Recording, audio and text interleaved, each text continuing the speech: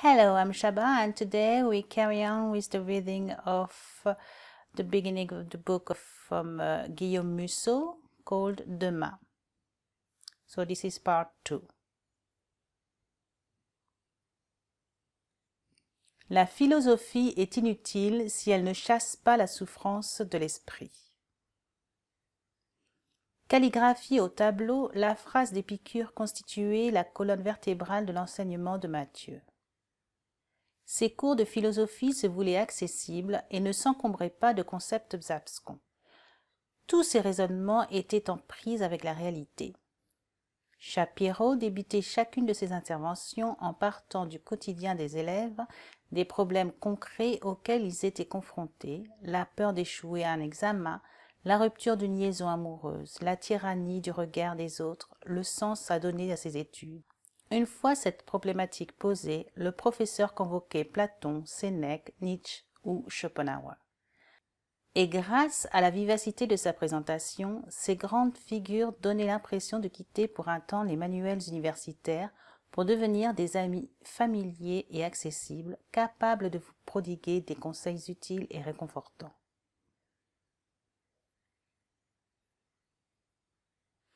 Avec intelligence et humour, Matthieu intégrait aussi à son cours un large pan de la culture populaire.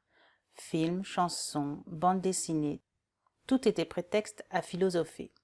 Même les séries télé trouvaient leur place dans cet enseignement. Le Dr House venait illustrer le raisonnement expérimental, les naufragies du Lost offraient une réflexion sur le contrat social, tandis que les publicitaires machistes de Mad Men ouvraient une porte pour étudier l'évolution du rapport entre les hommes et les femmes.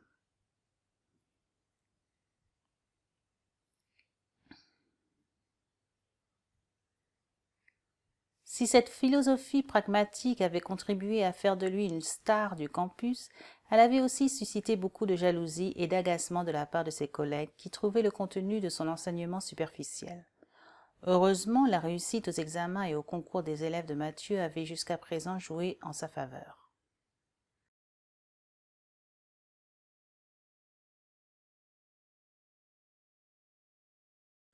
Un groupe d'étudiants avait même filmé ses cours et les avait mis en ligne sur YouTube.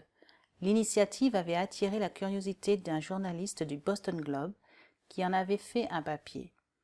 Après la reprise de l'article dans le New York Times, Shapiro avait été sollicité pour écrire une sorte d'anti-manuel de philosophie.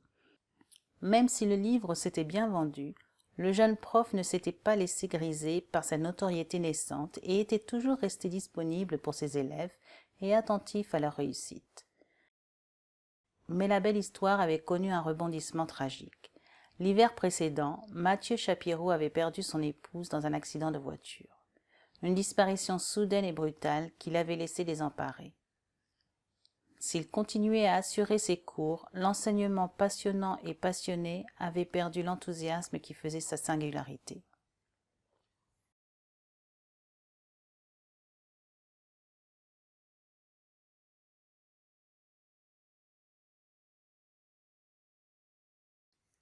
Erika plissa les yeux pour mieux détailler son professeur.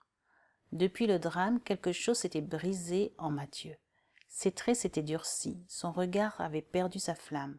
Cependant, le deuil et le chagrin lui donnaient une aura ténébreuse et mélancolique qui le rendait encore plus irrésistible aux yeux de la jeune femme.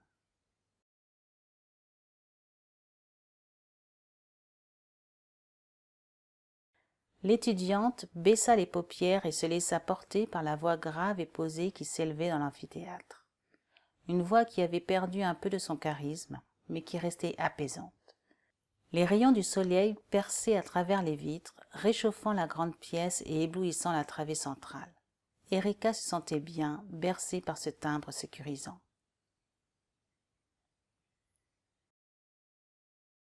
Mais cet instant de grâce ne dura pas. Elle sursauta en entendant la sonnerie de fin de cours. Elle rangea ses affaires sans se presser, puis attendit que la salle se soit vidée pour s'approcher timidement de Shapiro.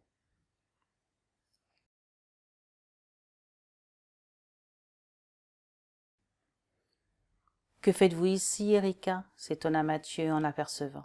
« Vous avez déjà validé ce module l'année dernière. Vous ne devez plus assister à mon cours.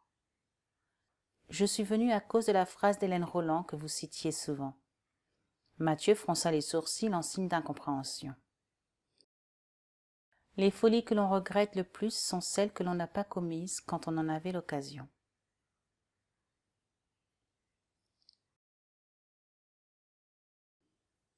Puis elle prit son courage à deux mains pour s'expliquer. Pour ne pas avoir de regrets, je voudrais commettre une folie. Voilà, samedi prochain, c'est mon anniversaire et je voudrais vous inviter à dîner. Mathieu ouvrit les yeux ronds et tenta immédiatement de raisonner son élève.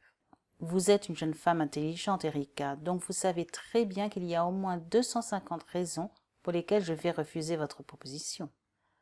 Mais vous en avez envie, n'est-ce pas? N'insistez pas, s'il vous plaît, l'interrompit-il.